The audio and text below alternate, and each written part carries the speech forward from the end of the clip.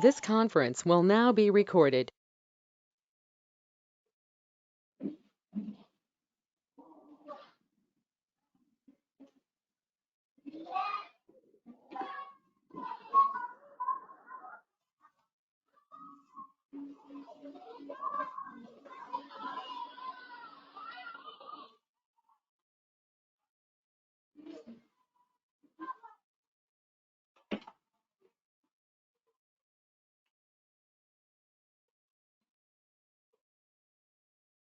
Hello student, good evening.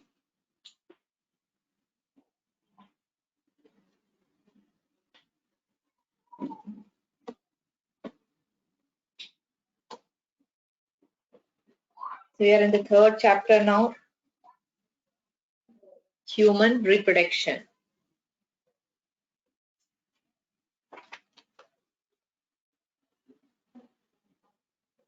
In the last class, we were discussing about female reproductive system, right? So now you have already learned about both male and female reproductive systems. Then we have learned about the structure of that, right? So now we are going to learn about gametogenesis. That means in this class we will be learning about the formation of male and female gametes from the male and female reproductive system. So now we are going to learn about male gamete and female gamete production, how it is getting produced, male and female gamete.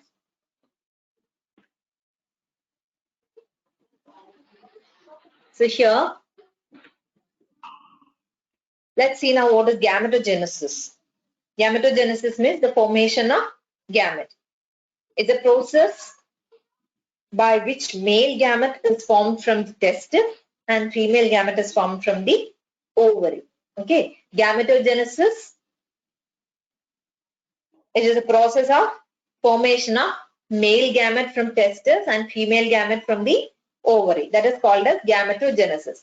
Gametogenesis is a general term. From male gamete, the male gamete is formed from the testis and the female gamete, it is formed from the ovary. So male gametogenesis and female gametogenesis, both are there. Male gamete from testis and female gamete from ovary. The sexual reproduction that involves, one second.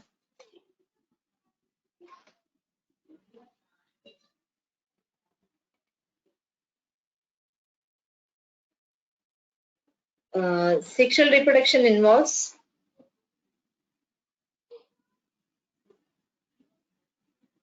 the fusion. What is that? What do you mean by sexual reproduction? The fusion of gametes. That is called as sexual reproduction. And it will form a diploid individual. Individual is diploid, but the gametes are haploid. So sexual reproduction means first gametes will be formed and that will fuse to form a zygote, and the zygote will develop into a diploid individual. So the gametes will be in haploid stage, but the individual which is formed after the fusion of these haploid gametes, both haploid gametes will fuse together to form a diploid zygote, and further development will take place in the diploid zygote and it will form a complete individual. Okay, that is called as sexual reproduction and the development of that organism. So both male and female gametes, that those gametes are morphologically different. Okay, those gametes show morphological difference, and the formation of that gametes, that also have a lot of events. There are so many events in the formation of this male and female gametes, but these procedures or processes also differs. There is a lot of difference in the formation of male gamete and female gamete. So production of male gamete, it is called as spermatogenesis. The production of sperm, it is called as spermatogenesis, and the production of female gamete, it is called as oogenesis. Spermatogenesis and oogenesis. Oogenesis is nothing but the formation of female gamete or ovum. Spermatogenesis is the production of sperm or the male gamete. Spermatogenesis for the production of sperm, and oogenesis is the production of ovum. Okay. So the primary sex organs, the testis in the male and the ovaries in the female, that produces gametes. That is sperm and ovum, which is the male gamete, that is sperm, and female gamete is ovum. Okay. But this process, the process is called as gametogenesis, or the formation of gamete. The genesis of gametes, that is called as gametogenesis. And spermatogenesis means production of sperm, and oogenesis is the production of ovum. Clear? Now, first, let's learn about spermatogenesis. So you can see this is the structure of testis. So in testis, the immature male germ cells produce sperms. The germ cells, immature germ cells that will produce sperms. So this is called as spermatogenesis. What is spermatogenesis? In the testis, the immature male germ cells, the male germ cells that will produce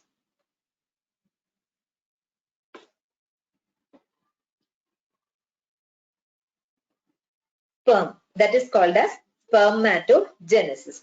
And this process of formation that starts in the seminiferous tubule, you can see here the seminiferous tubule. So inside the seminiferous tubule, this process starts. Okay, the spermatogenesis is starting from the seminiferous tubule, and this begins at puberty. Okay, in that stage itself, this spermatogenesis starts, right? So the spermatogenesis, it is starting in the seminiferous tubule and it begins. This process starts at puberty. Spermatogonia. Spermatogonia is where it is present, the spermatogonia. Here you can see the spermatogonia. Where it is present on the inside wall. Here you can see it's not outside, it's inside wall of seminiferous tubule. It is present on the inside wall of seminiferous tubule.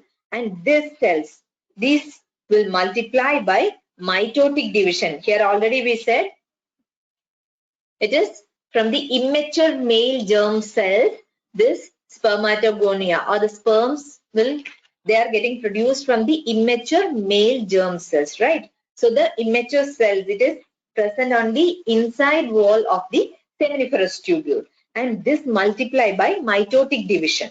Which division? Mitotic division. Mitotic division will take place there. If mitotic division is there, that will increase the number. Division is for the increase in number. So during that time, there is no change in chromosome number. Why? Because there only mitotic division is taking place, right? So there is no change in chromosome number. So first, the primordial cell, these germ cells, it will develop and it will undergo mitotic division. For what? It will increase the number of the spermatogonium or the immature spermatogonium. Okay. So the immature spermatogonium, you can see inside wall of the seminiferous tubule. This is seminiferous tubule. This is the inside wall of seminiferous tubule. There you can see spermatogonium, and this will develop and it will form, or it will increase the number by mitotic division. Mitotic division means there won't be any change in the chromosome number. So first division inside, that is mitotic division. Okay. So in testis, the immature male germ cells or spermatogonia, the spermatogonia or the immature male germ cells that produce sperms by spermatogenesis. This will develop and finally it will form sperm. That is called as spermatogenesis. And this begins at puberty, and the spermatogonia present on the inside wall of seminiferous tubule that will multiply by mitotic division. So first, which division? Mitotic division. Mitotic division is to increase the number. To increase the number of the spermatogonium or the immature male germ cells. It will increase number first, because you know so many males gametes or sperms are getting produced, right? So for that, first that should increase the number, right? The cell will increase the number, then it will undergo for further developments. Got it?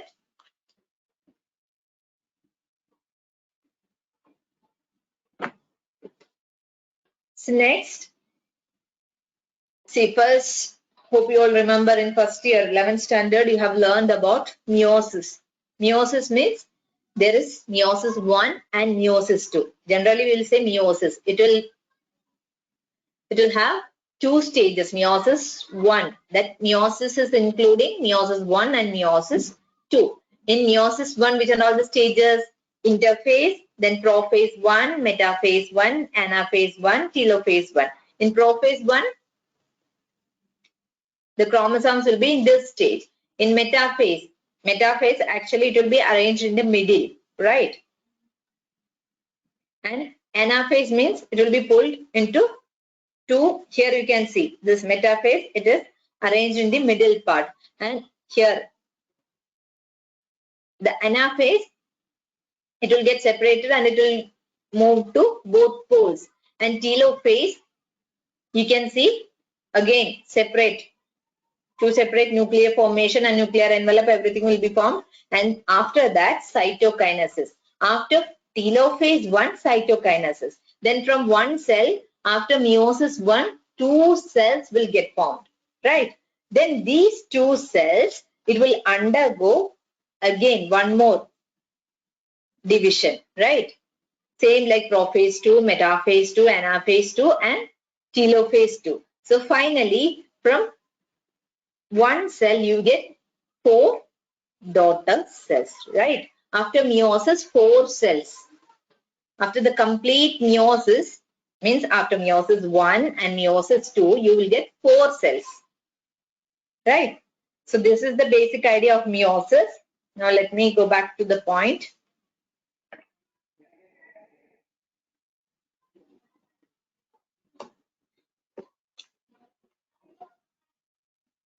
Here,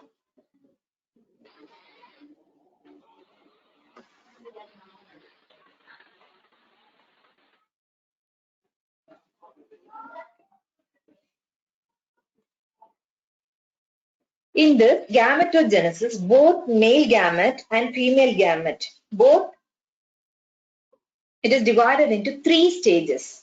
Okay, which are the 3 stages? Both male gamete or male gametogenesis and female gametogenesis. It is divided into 3 stages. First stage is multiplication phase. Okay, this one, multiplication phase, first one. Then second is the growth phase, that that cells will grow. That is the growth phase. And third phase is maturation phase. During that stage, the maturation of those cells will take place.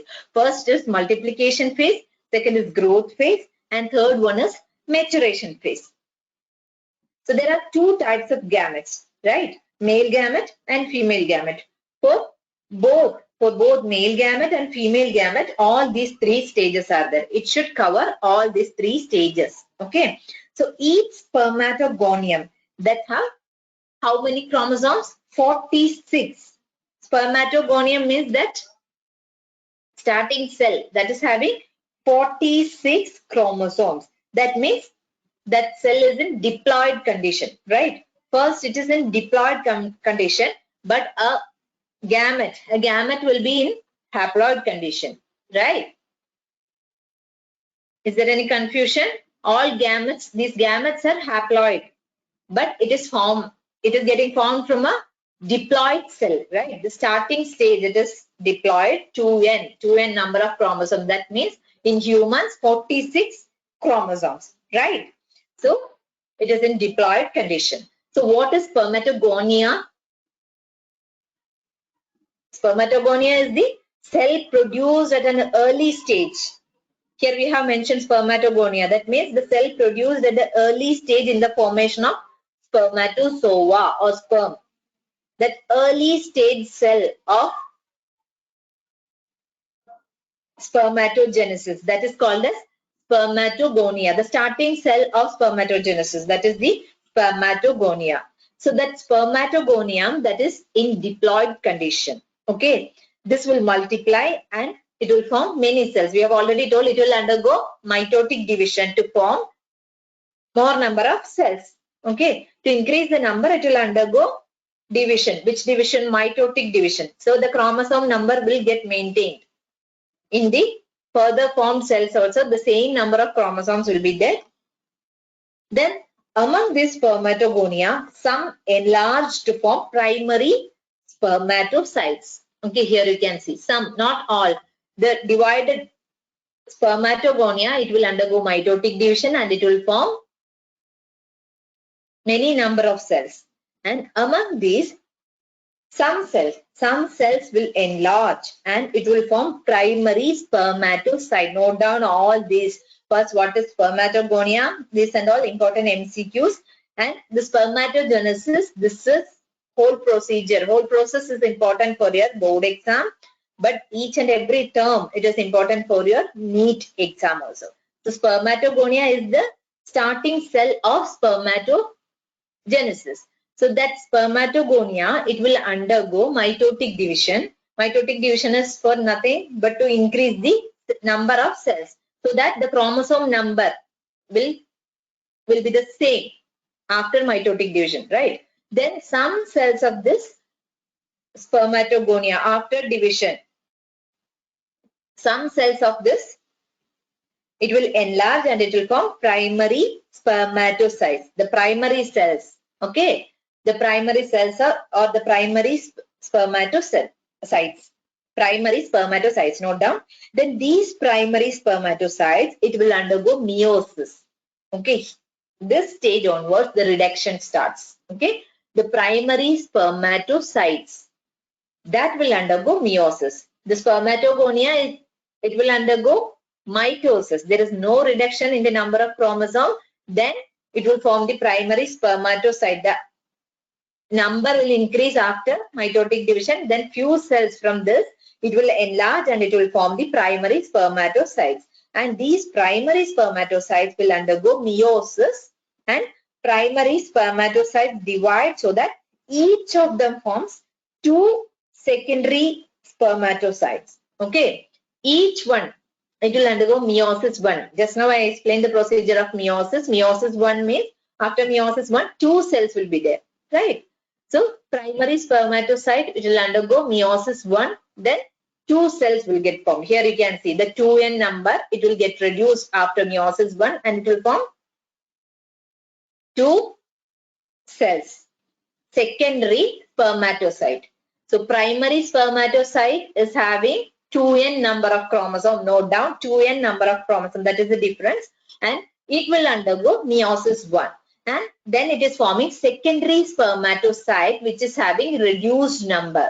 Okay, here chromosome number is getting reduced. See, from primary spermatocyte, secondary spermatocyte is getting formed, but the chromosome number is becoming half. It is getting reduced. And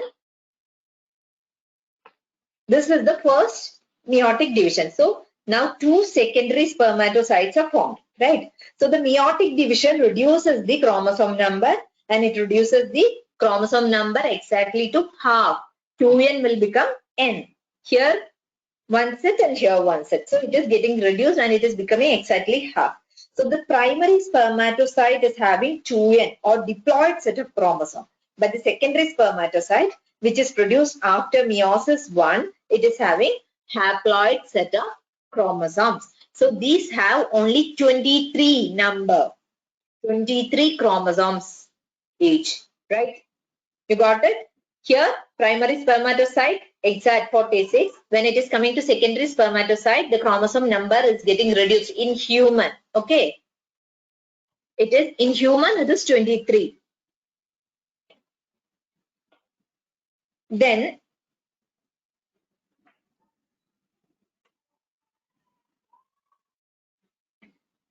so here, primary spermatocyte completes the first meiotic division, which is leading to the formation of two equal haploid cells. These are called secondary spermatocyte and these have only 23 chromosomes, right? Next, Now secondary spermatocyte. Now we have reached here. Secondary spermatocyte. It is formed. So this phase is the growth phase. Up to this mitotic division, it is in multiplication. During multiplication, this mitotic division is taking place because mitotic division is only for the increase in number of cells or the multiplication of cells. Then primary spermatocyte, it will undergo meiosis and it will form secondary spermatocyte. These are all coming under growth phase. Okay. So the primary spermatocyte, it will undergo meiosis 1 and secondary spermatocyte undergoing meiosis 2. Right. Here you can see the primary spermatocyte, meiosis 1 and it will form 2 cells. The secondary spermatocytes. These secondary spermatocytes, they are having n number of chromosomes or they are haploid. This will undergo meiosis 2. And both these events, meiosis 1 and meiosis 2, these are coming under growth phase. Okay. So this is the growth phase, meiosis 1 and meiosis 2, primary spermatocyte formation. Then from primary spermatocyte, secondary spermatocytes are getting formed. This includes meiosis 1 and 2. Okay. Then the primary spermatocyte, it will undergo meiosis 1 and form secondary spermatocyte, which is haploid. That is another important point. It is haploid. Okay. Then the secondary spermatocyte, it undergoes meiosis 2 to form 4 haploid spermatids.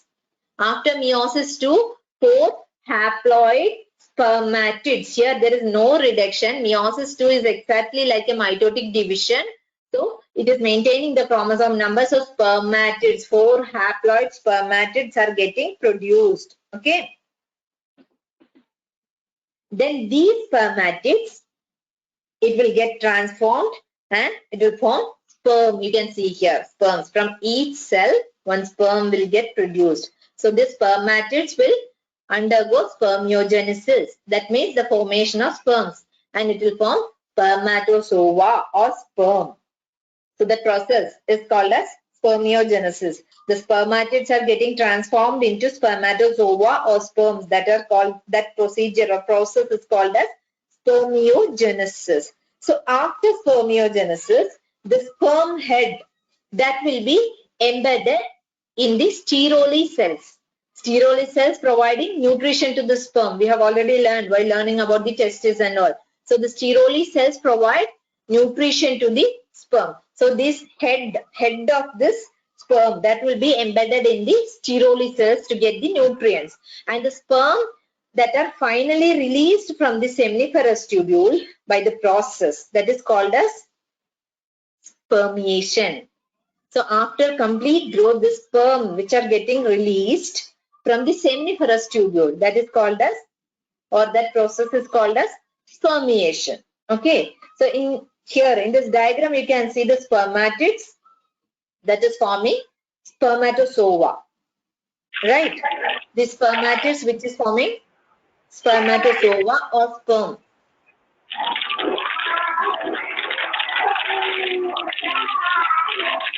Deepa, you please mute it.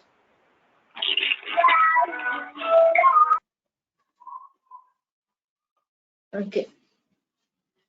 The spermatids which are forming spermatozoa, that this is coming under maturation phase. The growth phase means meiosis 1 and meiosis 2. It means the formation of primary spermatocyte and secondary spermatocyte. Meiosis 1 and meiosis 2. Then after meiosis 2, 4 spermatids will get produced. And these spermatids will form exact sperm or spermatozoa. That is called as maturation phase. That phase is the maturation phase. Okay. And that process which is called as spermiogenesis. And from seminiferous tubule, these sperms are completely developed or mature sperms are getting released. That is called as spermiation. Okay.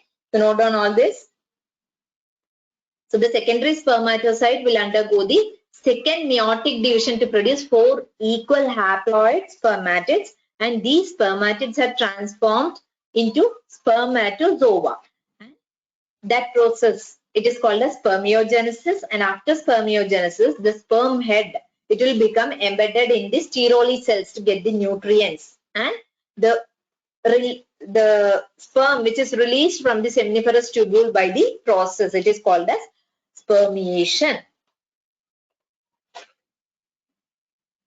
So here in all these stages, you will get confused about the number of chromosomes. So this picture should be very clear, so that spermatogonia, the starting stage, it will be diploid, then it is just increasing the number, the multiplication phase. There won't be any changes in the number of chromosomes. Then when it is coming to the primary spermatocyte, you will get a question, number of chromosomes in primary spermatocyte, or whether it is a haploid or diploid. So after meiosis, primary spermatocyte is a diploid cell. Okay. After meiosis, it is becoming haploid, and meiosis 2, again the haploid stage, it is maintaining. Then it is forming haploid gamete or sperm. Okay.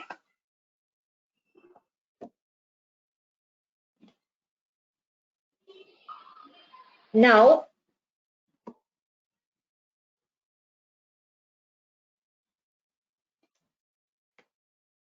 next we will learn about the role of different hormones in spermatogenesis.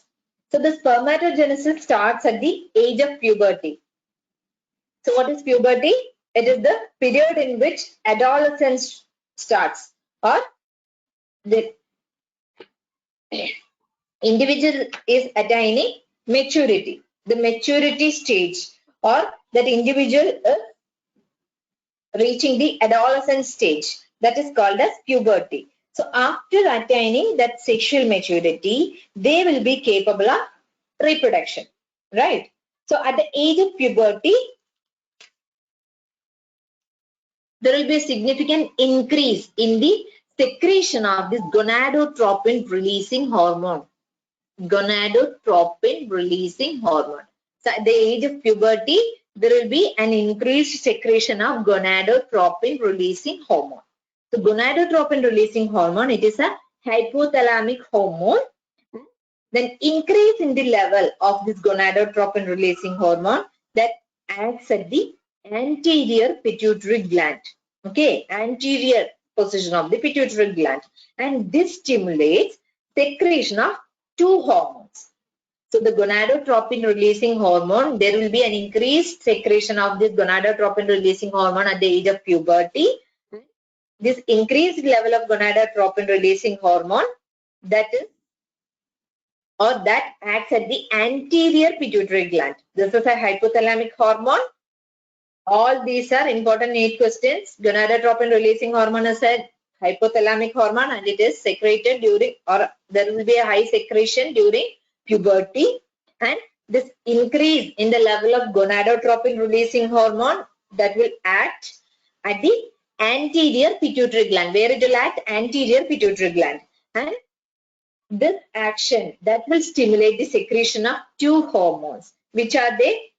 Luteinizing hormone, LH, luteinizing hormone, then follicle stimulating hormone, FSH, follicle stimulating hormone, which is that gonadotropin releasing hormone, that will, or the increased level will act at the anterior pituitary gland, and this will generate, or this will stimulate the secretion of two hormones. One is luteinizing hormone, and then follicle stimulating hormone. This luteinizing hormone, it will act at Leydig cells. Means this stimulates the synthesis of androgen. Then this androgen stimulates the process of spermatogenesis. Got it? Then the follicle stimulating hormone, next one, second hormone, that will act on the steroli cells. And these stimulates the secretion of some type of factors which helps in the spermiogenesis. Spermatogenesis starts at the age of puberty, and there will be an increased secretion of this gonadotropin releasing hormone. Okay, gonadotropin releasing hormone. So this is a hypothalamic hormone, and increased level of this gonadotropin releasing hormone will act at the anterior pituitary gland, and this will result in the secretion of luteinizing hormone and follicle stimulating hormone, luteinizing hormone LH and follicle stimulating hormone FSH. So this luteinizing hormone acts at the Leydig cells and it stimulates the synthesis and secretion of androgen, right? And androgen that will stimulate the process of spermatogenesis. Male reproductive hormone, androgen. So the follicle stimulating hormone that acts on the steroli cells, right? Steroli cells means the sperm will attach the head, or the sperm head will be embedded in the steroli cells to get the nutrients, right? So the same steroli cell and this FSH, the follicle stimulating hormone, will act on the steroli cells, and that stimulates the secretion of some factors that helps in the spermiogenesis or the production of sperms. Got it? And next, we'll learn about the structure of sperm. Okay. So here you can see a sperm. This is the structure of sperm. A sperm is having a head region, then neck region, and middle piece. Here, this is the middle piece. This is the head portion. This is neck. This is the middle piece, and a tail. Right? So a plasma membrane. You can see a plasma membrane that covers the whole body of sperm. The whole body of sperm is covered by a plasma membrane. Okay. Here the first one, the plasma membrane, it is covering the whole body of a sperm. And the sperm head that contains elongated nucleus. You can see elongated nucleus. Here the head portion that contains elongated nucleus, and this nucleus is haploid. Sperm is a gamete. So it will be having n number of chromosomes, or it is a haploid cell, right? So sperm head contain elongated nucleus and it is haploid. Then the anterior portion, you can see the anterior portion of sperm, it is covered by a cap-like structure. Cap-like structure. This is called as acrosome.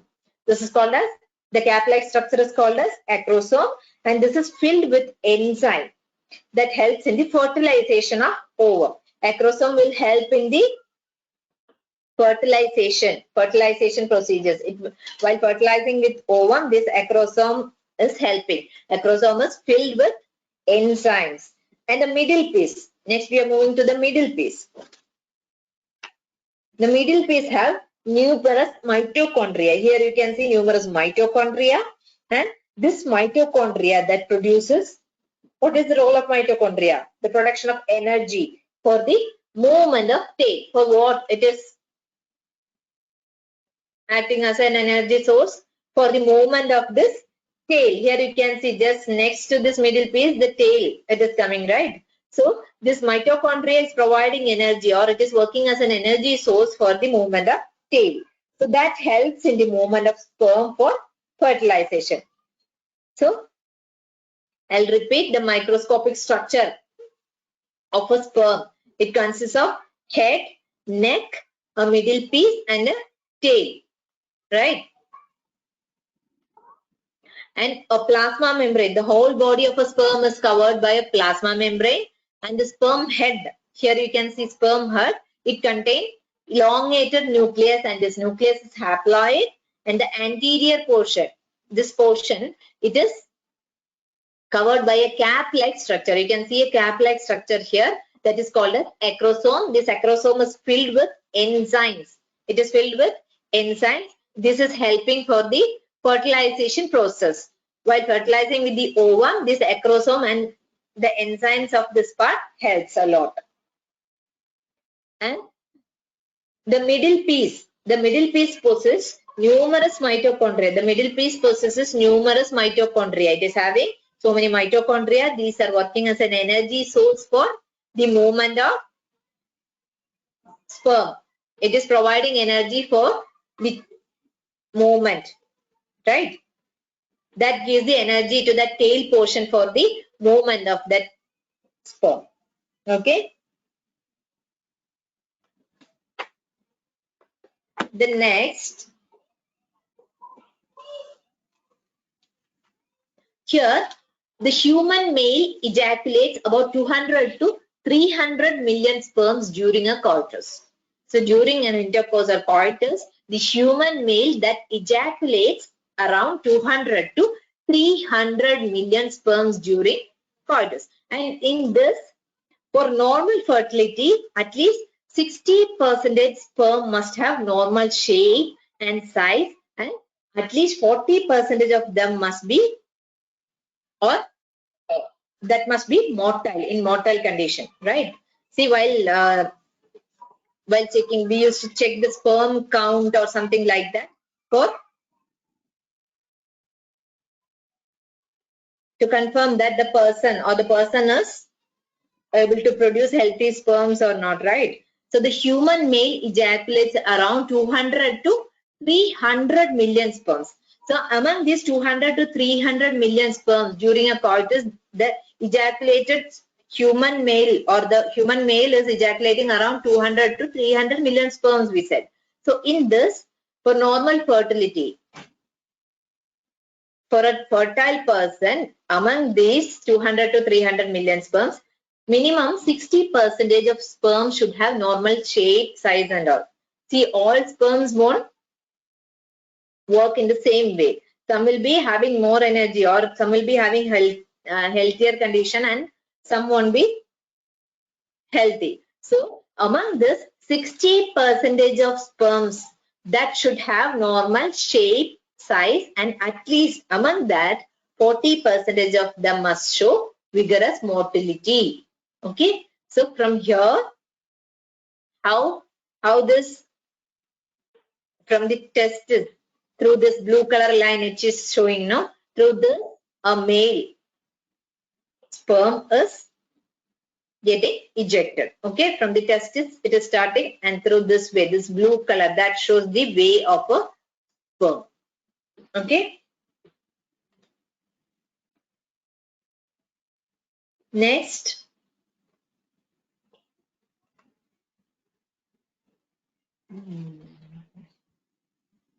here the sperm released from the seminiferous tubule. Okay, it is released from the seminiferous tubule, and that are transported by the accessory ducts. See here, just now I explained this way, the way of a sperm. So it is released from seminiferous tubule, and they are transported by the accessory ducts, and the secretion of epididymis, vas deferens, then seminal vesicle and prostrate. These are essential for maturation and motility of sperm. Which are all? The secretions of epididymis, vas deferens, seminal vesicles and prostrate. These are important for the maturation and motility of sperms. So each have a specific role in that. Okay. So the seminal plasma along with the sperm that constitute the semen. What is semen? Seminal plasma along with the sperm. In that, so many millions of sperms will be present. So the seminal plasma along with the sperm that forms the semen. And the function of male sex accessory ducts and glands that are maintained by the testicular hormones or androgens. The function of this male accessory ducts and accessory glands, these are managed or maintained by the testicular hormones or androgen. So the male accessory ducts and glands are maintained by testicular hormones or androgen. Okay.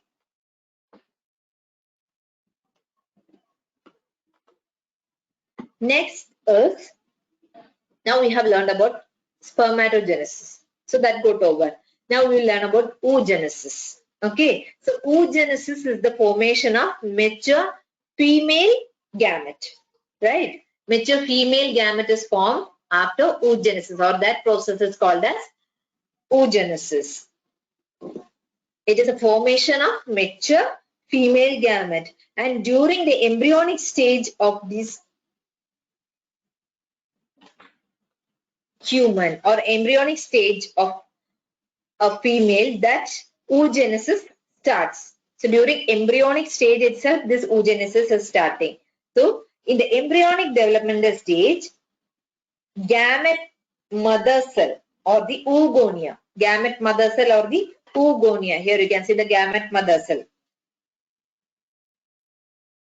or oogonia. They are forming in the fetal ovary. In the ovary of a fetus itself, this gamete mother cell or the oogonia are formed. So these oogonia that start the division and increase the number. Same like gametogenesis, we said first is mitosis, just to increase the number. In spermatogenesis also you saw the same thing. First from the oogonia, there it is spermatogonia. From spermatogonia after mitosis, that is increasing the number. So here in oogonia, it is increasing the number via mitosis. Okay, so there is no change in the chromosome number. And each primary oocyte, then it is getting surrounded by granulosa cell. Primary oocyte is surrounded by granulosa cell. These are called as primary follicle. Okay.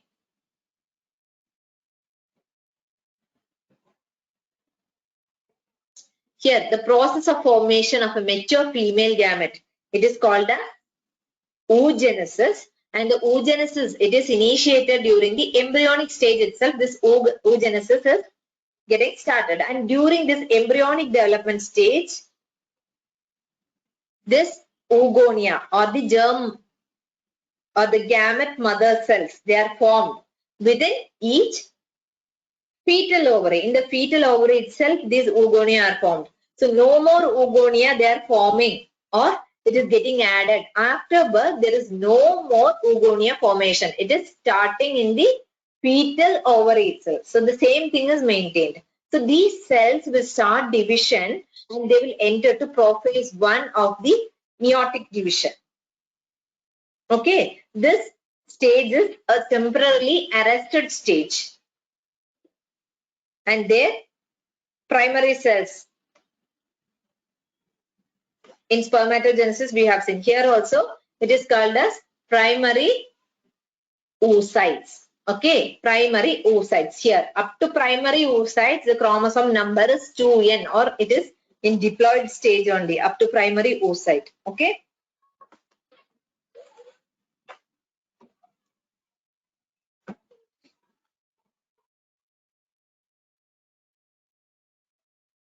So each primary oocyte, here you can see, here each primary oocyte, it is getting surrounded by granulosa cell.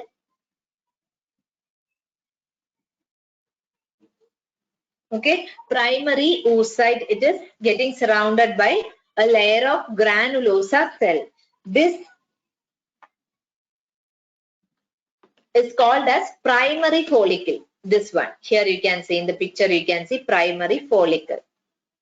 So each primary oocyte, this is a primary oocyte, and then it is getting surrounded by granulosa cells. Here you can see granulosa cells, and it is called as primary follicle. This is the primary follicle. This cell, it is surrounded by granulosa cell, and it is called as primary follicle.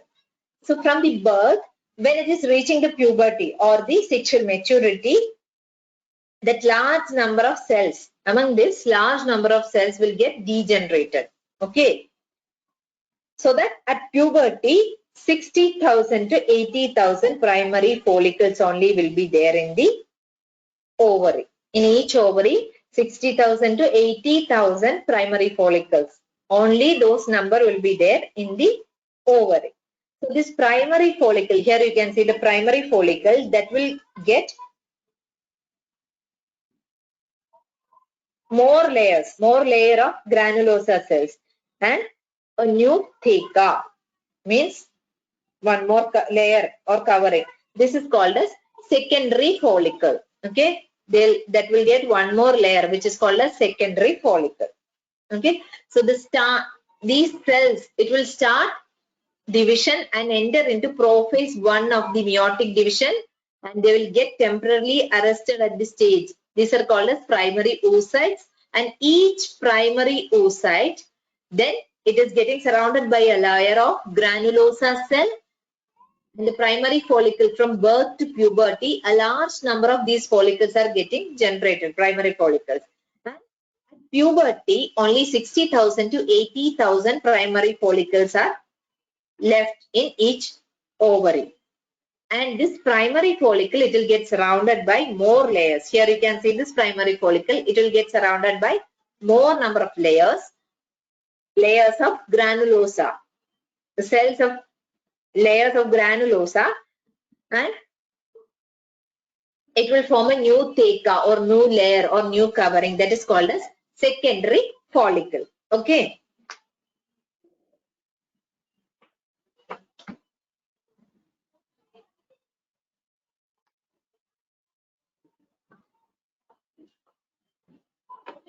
Then comes the secondary follicle. Now we have already told about secondary follicle, right? That forms the tertiary follicle.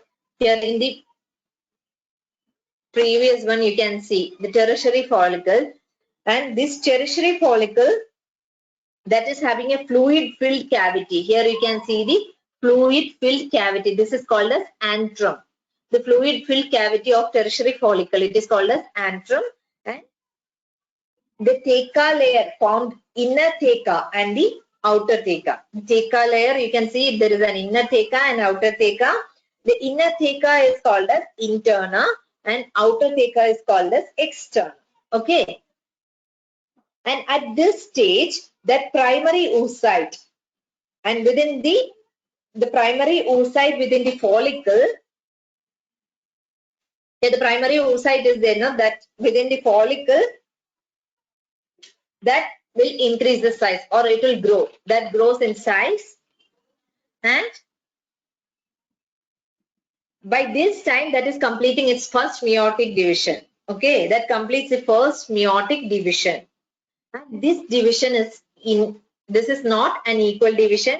This is an unequal division, and this results in the formation of a large. Here you can see it forms or it is forming. This is an unequal division here we said. So it is forming a large haploid secondary oocyte. Here the primary oocyte, it is forming a large, after first meiotic division, this forms a large haploid secondary oocyte, this one. Okay, the primary oocyte, first oogonia, the mitosis. Mitosis is for increasing number.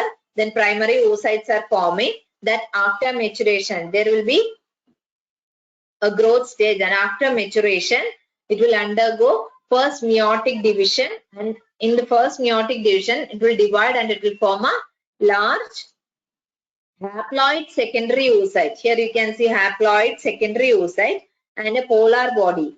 This is very small or a tiny polar body you can see. After division, this is not an equal division, but in the case of spermatogenesis, we have seen equal division.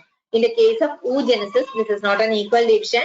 It will divide and form unequal cells. And first, it will form a secondary oocyte, which is a large cell, and it will form a polar body, which is a tiny structure or tiny cell. Okay. And the small polar body receives a very little amount of cytoplasm. It's a small cell, so it is getting only a small amount of cytoplasm. But this is also haploid, or it is having one full set of chromosome. That means that is haploid.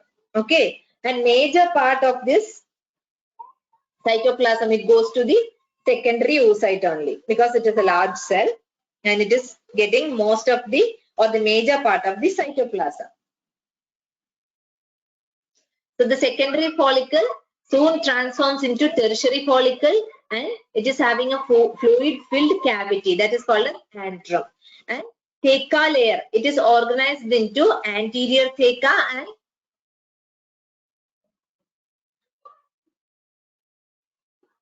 the inner theca and the outer theca. So the theca layer, it is organized into inner and outer theca. The inner theca is called as interna and outer theca is called as externa. And at this stage, the primary oocyte, within the tertiary follicle. The primary oocyte which is present inside the tertiary follicle that grows in size and it completes the first meiotic division. First meiotic division. So the first meiotic division I showed here, first meiotic division is an unequal division and it forms two cells, the tiny polar body and the second large cell which is the secondary oocyte. The majority of cytoplasm goes to the secondary oocyte and only some part it is coming to the tiny polar body. Okay.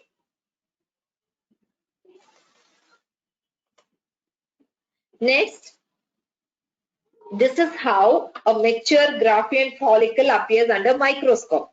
So for your practical exams, identification of slide, this slide you may get. Then they will ask you to draw a picture and to mark. Draw the diagram and to mark. So you can see here the mature Graafian follicle, this one, and secondary oocyte here, and zona pellucida, corona radiata, this corona radiata, and zona granulosa, and all these cells you need to mark. So this is how it looks like.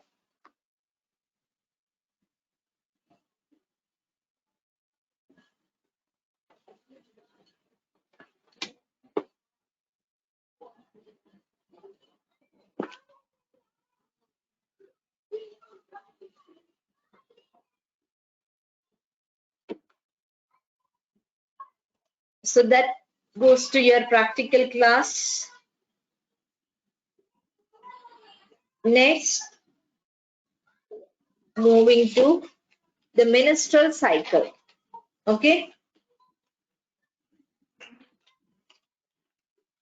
So we have learned about oogenesis, spermatogenesis, all those things. So next we are moving to the menstrual cycle. So in generally, the female reproductive cycle, okay, the female reproductive cycle, that means the ovarian and uterine cycle and the changes in the hormonal level, which regulates the reproductive cycle and the related changes in the body, in the sense changes in the cervix, changes in the breast, all these things included. So the menstrual cycle, it is also called as monthly endometrial cycle. Monthly endometrial cycle. Okay. So it is a reproductive cycle in the female primate. In female primate, like primate means ape, human, all these things. All these coming under primate. So in the reproductive cycle, this is the reproductive cycle in the female primate. Okay. The first menstruation begins at puberty. Again, after attaining sexual maturity in the female or at puberty, this menstrual cycle starts. So that is called as menarche. Menarche, the first, the starting menstruation begins at puberty and it is called as menarche. So in this case, human females, menstruation is repeated at the interval of 28 to 29 days. It may get extended to 30 to 35 days also. So on an average, we used to say 28 days, 28 to 29 days, that cycle. Okay. So the cycle, this is a cyclic event, the cycle of events that starting from one menstruation. See, here on an average, we used to tell about 28 to 29 days. So the cyclic event that starts from one menstruation. This is the starting stage of menstruation. Starting and till the end of next menstruation. See, from the starting of one menstruation to the end or the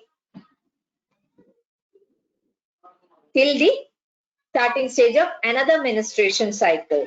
That is called as a cycle. So this is a cyclic process.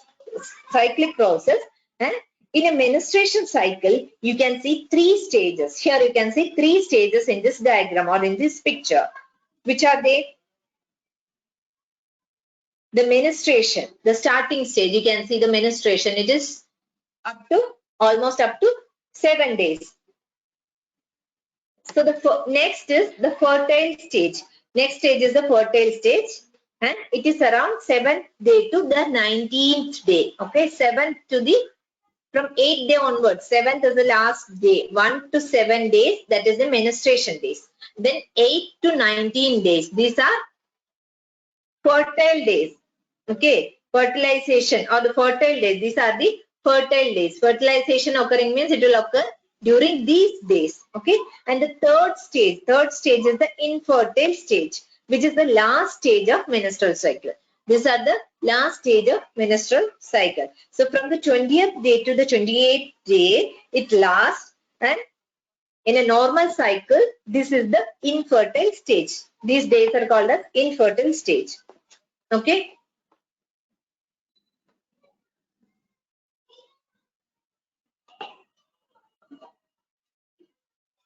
And menstrual phase, you can see here, menstrual phase.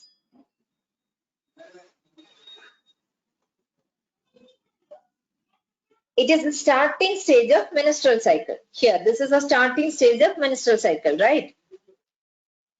And ovulation or the release of ovum, it is during which days? The middle of each menstruation cycle. Here you can see this starts from here, menses or the menstruation cycle starts, right? And during the middle or nearly 14 days, that ovulation or the release of ovum is taking place during 14 or the middle of that cycle.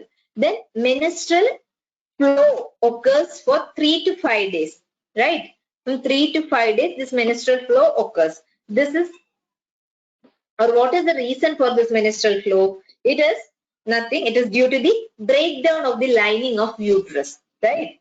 In simple way, we can say that it is due to the breakdown of the lining of uterus. A uterus will be getting ready to receive a sperm and for a fertilization.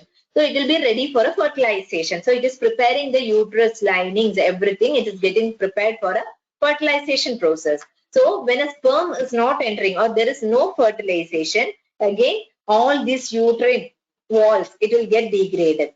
So that causes the menstrual flow. Okay.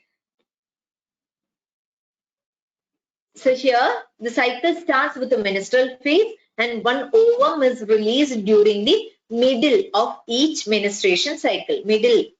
Okay. And when the menstrual flow that occurs for 3 to 5 days, and the menstrual flow results due to the breakdown of endometrial lining of uterus. So if there is no fertilization, the breakdown of endometrial linings will take place, and that will come as a menstrual flow. So it's blood vessels. These are the blood vessels which forms liquid that comes out through vagina. So that blood vessel, the breakdown of that lining and blood vessels, that causes the menstrual flow. Next,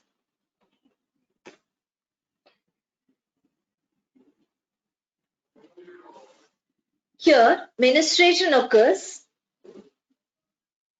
only the released ovum is not fertilized, or lack of menstruation that may indicate the pregnancy. That may indicate the pregnancy also, but that is not the one and only reason for the lack of menstruation. So many other reasons are there, like stress and poor health condition.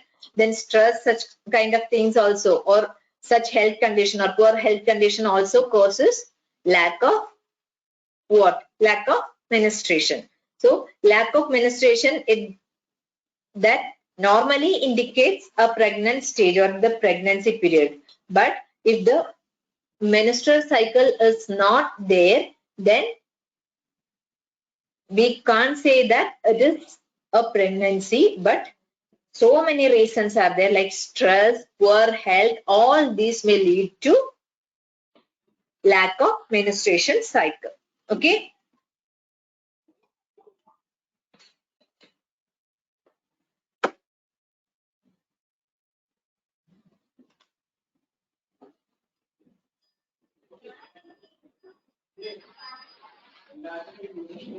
Here, the menstrual phase, it is followed by follicular phase. Okay, here you can see in this picture, menstrual phase is followed by, this is the menstruation period, and after that it is followed by a follicular phase. Okay, this follicular phase, and during this phase, the primary follicles in that ovary that grow to become a fully mature Graafian follicle. Here the follicle, the primary follicle in the ovary that grows and it becomes a fully mature Graafian follicle. That endometrium, in the same time, the endometrium of uterus regenerates. That endometrium of uterus regeneration will take place in that also, and growth and proliferation in endometrium of uterus. And these changes in the ovary and uterus, all these changes in the ovary and uterus, they are induced by changes in the level of pituitary and ovarian hormones. So all these cyclic processes, they are controlled by hormones. Which are the hormones? Pituitary hormone and ovarian hormones. These are controlling all these, this menstrual cycle, then follicular change phase, all this growth and proliferation, all these are controlled by hormones, pituitary hormone and ovarian hormone. Okay. And next, the ovulation or the ovulatory phase, it is followed by a luteal phase. In this luteal phase, the remaining parts of this Graafian follicle will transform as a corpus luteum. Here you can see, here after maturation of the follicle, ovulation will take place. First the follicle will develop, then it will get mature, then after that ovulation. So after ovulation, the remaining parts, here ovulation got over. So the remaining parts that forms a, that remaining part of the Graafian follicle, okay, Graafian follicle will transform and it forms a corpus luteum. Here you can see the remaining part after ovulation that will form a corpus luteum. This developing corpus luteum, here you can see that. And this corpus luteum that secretes large amount of progesterone, and this is essential for the maintenance of endometrium. Here corpus luteum will secrete so much progesterone or large amount of progesterone that is essential for the maintenance of endometrium. Okay, and such an endometrium, it is necessary for the implantation of fertilized ova. So that endometrium is essential for the implantation of fertilized ova. A fertilized ovum is implanted, and for that endometrium is essential. Okay, and for further events of pregnancy also this is important.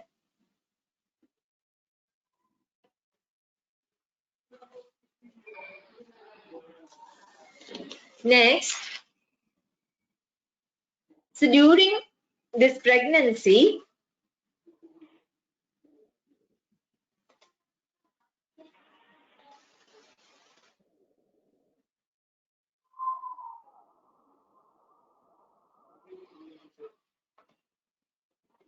so here the secretion of gonadotropin,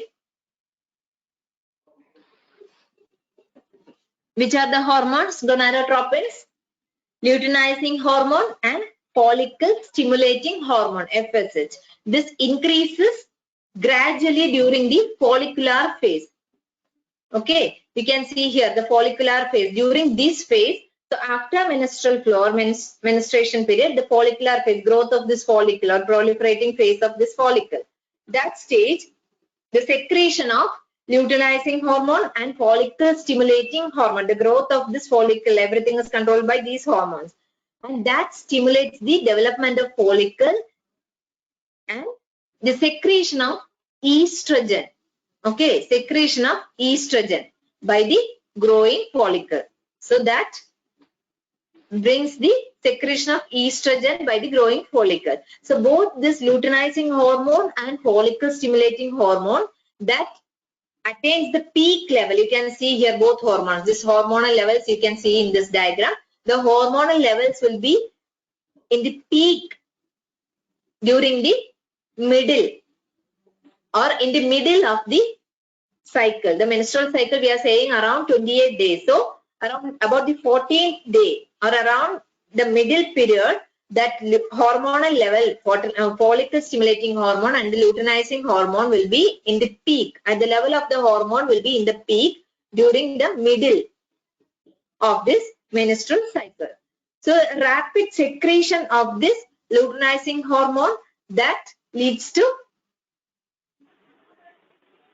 its maximum level during the middle of the cycle. And this is called a surge or luteinizing hormone surge. It will be in the maximum level. You can see here the blue color line which indicates the luteinizing hormone. That will be in the maximum during the middle of the cycle. This is called as luteinizing LH surge, luteinizing hormone surge.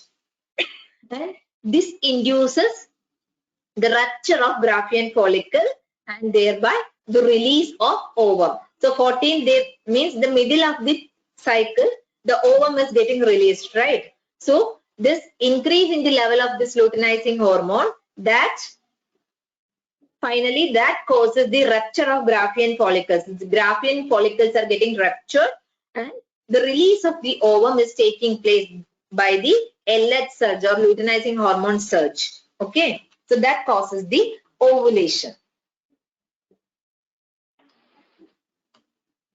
Next, the ovulation or the ovulatory phase, it is followed by a luteal phase.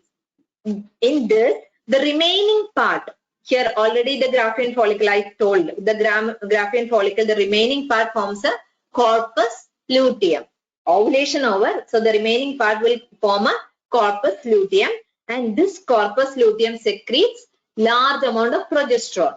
Okay, and that maintains the endometrium, and that endometrium is necessary for the fertilized ovum. Okay, and further events of pregnancy. Got it? And next, you can see during the pregnancy, all events of menstrual cycle will get stopped and there is no menstruation during the pregnancy period. Okay, there won't be any menstruation because fertilization already took, or the fertilization process got over and there is a fertilized zygote in the uterus. So there is no rupturing walls or nothing. Everything will be in normal condition. Normal in the sense there won't be. See, if there is no fertilized ovum, this uterine walls and all getting degraded or it is getting degenerated and the menstrual flow is taking place. So when a fertilization is happening or during a pregnancy period, there won't be any rupturing of these walls and there won't be any menstrual cycle or menstrual flow. So in the absence of this fertilization, the corpus luteum degenerates. So after ovulation, when there is no fertilization, that corpus luteum degenerates because corpus luteum is having its major role during pregnancy period and after fertilization, right? So in this causes the disintegration of the endometrium and it is leading to menstruation. That absence of fertilization means that corpus luteum don't have main roles because it is helping for the fertilization. After fertilization and pregnancy period, this corpus luteum is having role. So when there is no fertilization, this doesn't have any other role, so it causes the disintegration and the corpus luteum degenerates and this causes the disintegration of endometrium and that leads to menstruation and that makes a new cycle. So in human beings, the menstrual cycle, it will be around 50 years. Okay, 50 to 55. In that age, up to that age, this menstrual cycle will be there, right? And that is, after that age, it will get stopped. That is called as menopause. Okay, the cyclic menstruation, it is an indicator of normal reproductive phase and extends between menarche and menopause. What is the cycle menstruation?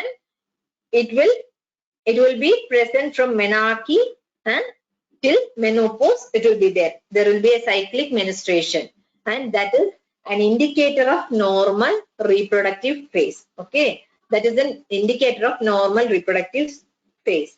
And in human beings up to the age of 50 to 55, this menstrual cycle will be there, and after that it will get stopped, or it ceases around 50. In the age of 50s, it is getting ceased or stopped. That is called as menopause, and that cycle extends between menarche and menopause. Okay, so that's all we have learned about gametogenesis, male gamete and female gamete, both formation we learned today, and about menstrual cycle also. Okay, so is it clear? Clear? Do you have any doubt? You want me to repeat anything?